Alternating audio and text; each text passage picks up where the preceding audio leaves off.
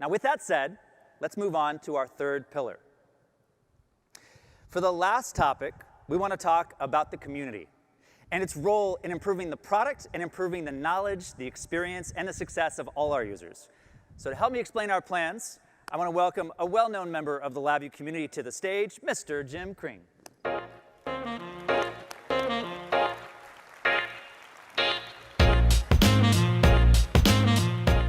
Hey, Jim. Jim, I think many people here know you, but tell us a little bit about your background and your experience with LabVIEW. Sure, Eli. I'm Jim Kring, the CEO and founder of JKI. We've been leveraging LabVIEW for over 30 years, especially in the new space industry. LabVIEW's been the go-to tool for us because it empowers us to innovate and deliver solutions faster than any other platform can. Now, you actually have a demo of JKI's rocket engine test software on the Experience Lounge floor, right? It's called Stargoat? Yes, we do. And I'm very proud of how it helps rocket and aerospace engineers launch their new products faster than ever. But I'm actually up here to talk about how we, NI and the community, can use LabVIEW together to make the product even better. Yeah, we actually want to talk about our plans to invest in open source software.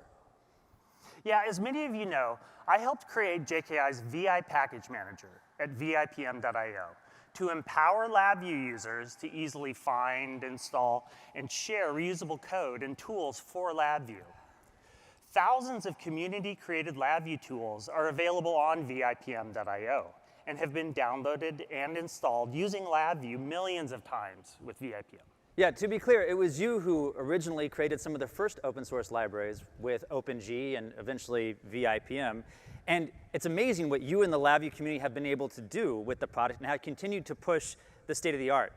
And so talk about why you see open source software as really important for both you and for the overall community. Sure. Open source software is about empowerment and collaboration. By open sourcing parts of LabVIEW, we're improving product quality and fostering a culture of innovation and flexibility. So I reached out to NI to open source some core parts of the LabVIEW editor. So I suggested to start with the icon editor because it's a part of LabVIEW that's written in LabVIEW, and nearly every single LabVIEW user has experience with it. So this makes it a high-value first step that all community-led improvements can then become accessible to a larger LabVIEW community. So, and we agree. And one of the announcements we're excited to make now is our plan to open source more aspects of the LabVIEW editor, starting with the icon editor. Now, this is just the first step in our plans, but Jim, why did we start here? So the icon editor is a small yet crucial tool that we use daily in LabVIEW. Many community members have even developed their own versions of it to enhance its functionality. So by open sourcing it, we're making those improvements accessible to everyone, encouraging further innovation within the community. And I believe that NI and the community will benefit from openly collaborating together to make LabVIEW better. And open source makes this possible. But this really needs to be a collaborative space where NI and the community are working together, and NI can contribute by sharing a roadmap publicly for those parts of LabVIEW. Yeah, so like we said, let's do this. In fact, the URL of the source for the icon editor hosted on GitHub is linked to from the screen here. So now, with that done, what are your thoughts on where we go from here? Well, I view this really as a first step. I want to see more of NI's development team embrace open source. And I want to really see NI lean into the opportunity to collaborate together with the community and work with us to accelerate the growth of new LabVIEW users. So by working together to make LabVIEW better, we strengthen our relationships. So this is really an opportunity for NI to strengthen its relationship with the community and also to show that NI is committed to the future of LabVIEW and values the community's commitment to LabVIEW. And new users, which are really important to everyone in this room. And to this end, you may remember that we launched the LabVIEW Community Edition for hobbyists in 2019. So another announcement we want to make is that we're excited to announce the LabVIEW Community Edition is now also free for students. That's fantastic. So I personally work, yes, absolutely.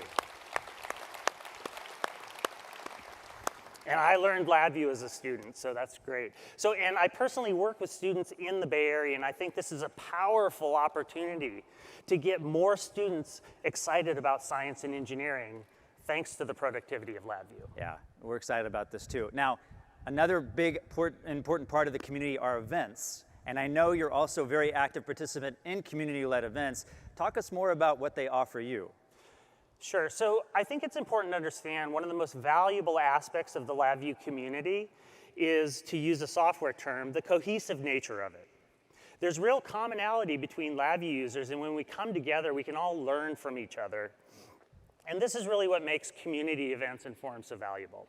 So from the GDevCon conference to the online GLA summit, or to your local LabVIEW user groups, or even online participation in the discussion forums, LabVIEW Wiki. These are all run by the community. And I challenge every LabVIEW user here to attend or at least join the online sessions of these events. I agree, everybody should go. So anyway, Jim, thank you for all that you've done and all you continue to do. I know many of you here have also built businesses and livelihoods on our tools, and especially LabVIEW, and it's because of your enthusiasm and passion that we're so excited for the future of LabVIEW and what you're going to do with our technology. So with that said, I'd like to hand it back to Ritu. Thanks, and have a great NI Connect. Thanks, Eli. Thank you.